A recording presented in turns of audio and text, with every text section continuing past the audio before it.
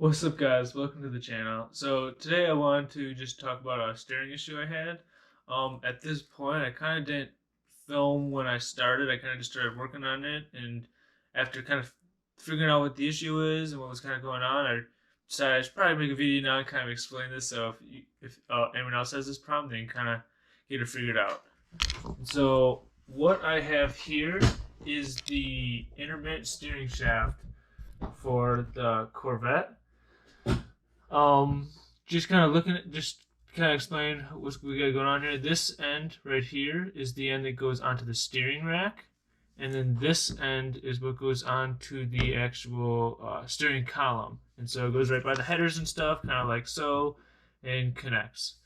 The issue I was having is my steering wheel was actually like clocked off to the right, like while I was going straight. So I was kind of driving, and my steering wheel was straight like that, and it was super annoying. And I noticed that when I was hitting bumps and stuff, that I was getting huge steering, like bump steer, and having a lot of issues with just the overall steering of the car. And what I kind of found out after taking everything apart and kind of working on stuff is that this shaft down here, because your slip, because this is a collapsible shaft, is actually happening at this end. So this shaft is sliding into this larger shaft over here. And so your slip is actually happening on this end. And this end, even though it looks like it's a part of the slip, whatever, it's actually not. What it is it's a bonded, like it's a bond. The shaft is bonded inside this collar here with rubber, and so this isn't connected metal to metal. It is the metal shaft, and then it is a layer of rubber, and then this outer piece of metal is, you can kind of see here, it's actually crimped on to the rubber, crimping it to the shaft. And I'm sure they did that to soften some of the dampening of the steering, or maybe absorb some of the vibrations coming from the steering system. But after 37 years here, it's gotten loose, and you can see this pin here. It's got this huge slot, and it was moving back and forth in this slot right here, and so it was literally like that pin just slide from this side of the hole to that side of the hole was equivalent to like a 30-degree, or like almost a 45-degree difference in the steering wheel. And so what I found out is that when I had the vehicle parked, I could literally just turn the steering wheel, and this pin was moving back and forth in this slot of the hole, and this bottom U-joint was not moving at all. It was just this shaft was spinning inside of this collared piece.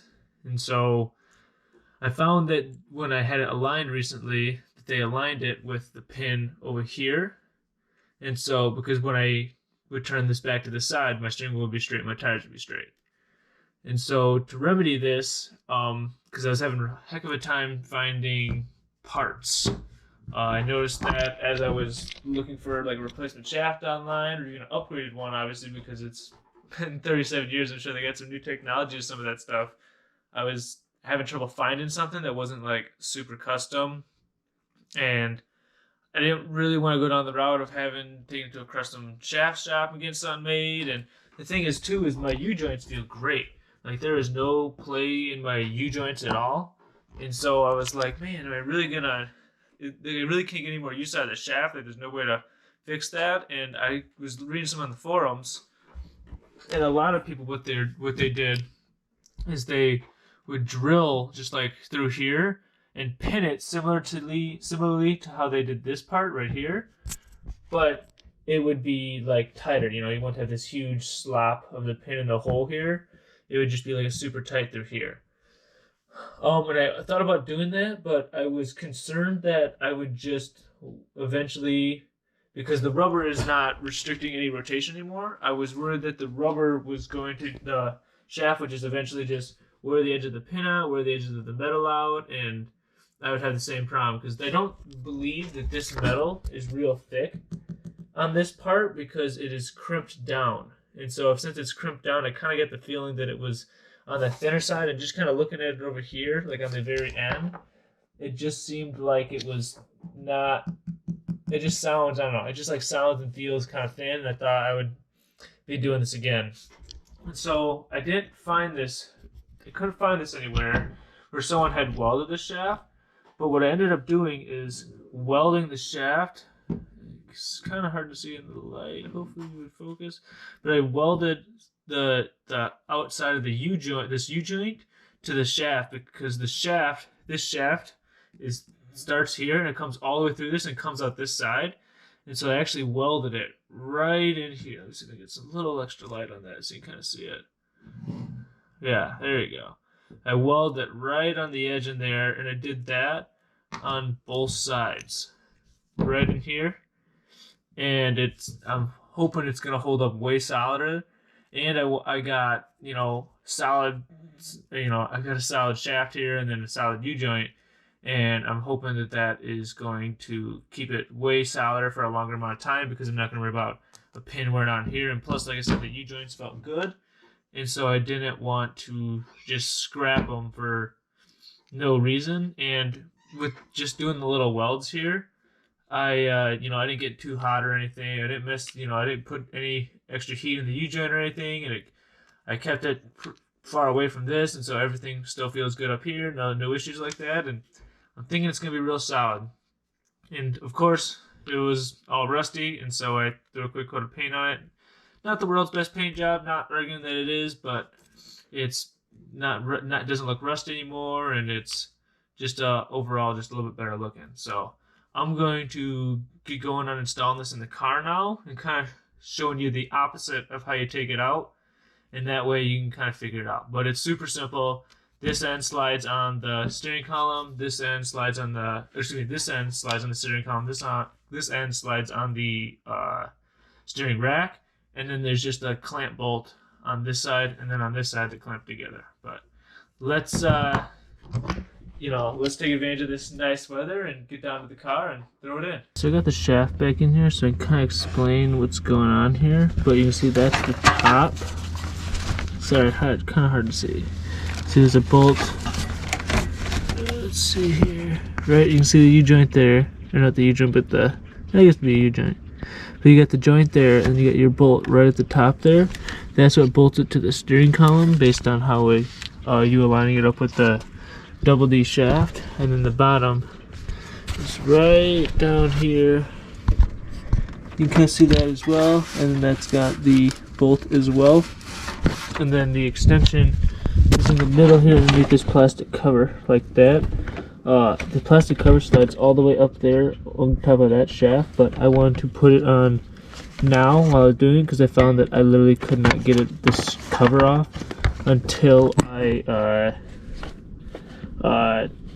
took the whole entire shaft out. So I just put it on right there, so it'd be easy to slide up and put right on. But yeah, that's kind of how it works. I mean, you just undo one bolt, undo the other, and kind of force the shaft together, and then you can pull it, right on up or down at the bottom there. I found what I did to get it back on was I put the bottom shaft on, and then I kind of got this one lined up, and then I used a long bar through here to kind of pound that U-joint forward, just to kind of stretch it out, because after painting it a little bit, you can see right there, it kind of got bonded right there, and then it wasn't letting me push it back out. But now that I got it on and I got it all bolted back on and tightened up, I'll put my cover on, and then we should be good to go on the steering shaft.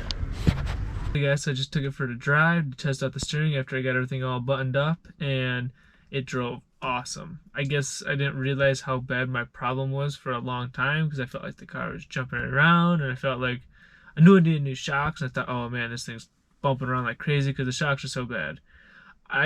Driving it now, like the shocks, I can definitely tell the shocks are still bouncy and bad, but like steering and like the drivability, this is 10 times better. Like I said, I had no idea how bad my problem actually was, because I mean the steering wheel is straight now, and like it's way better. It's so tight, there's hardly any like play at all in the steering anymore, and it feels good. And it's nice too, I'm noticing, is even with it welded solid, I'm not feeling a bunch of vibrations coming through the steering wheel. And so it must be why they only made this shaft like this for the 1 year, it seems like, because it's just not that good design. That wasn't that much benefit, because even like having it literally welded solid right now, like it doesn't feel like the steering wheel doesn't feel like vibrating or anything like that. Like I'm getting a bunch of road feel through it or anything. So I mean I think that's a pretty nice fix. I mean it's